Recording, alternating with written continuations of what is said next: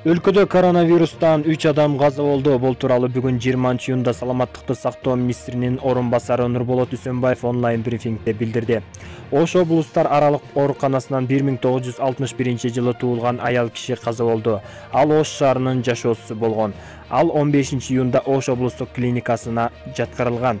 Бардык көрүлгөн чараларга карабастан кече күнү каза болуп калган.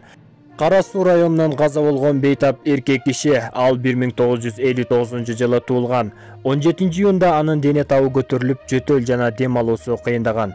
Буга чейин ал курч инфаркт менен каттоодо турган. Анын өлүмү курч дем алуу оорусунан келип чыккан. Түп аймактык ооруканасынан 1958-жылы туулган эркек киши кайтыш болду. Ал эми 15-июндан тартып инфекциялык бөлүмдө дарыланып, абалынын начарлашынан улам кислороддук аппаратка кошулган.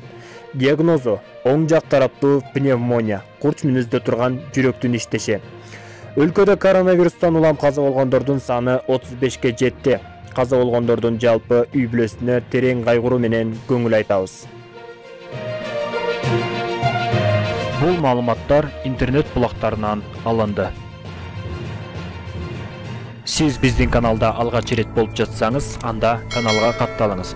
Жана ошондой эле бул маалыматтарды башка бирөөлөргө да таратып, алардын билип алуусуна себепчи болуңуз. Сиздер менен болгон Элдос Жумаев жана ошондой эле Эл ТВ каналы. Сиздердин назарыңыздарда Эл жаңылык программасы болду. Саламатта калыңыздар.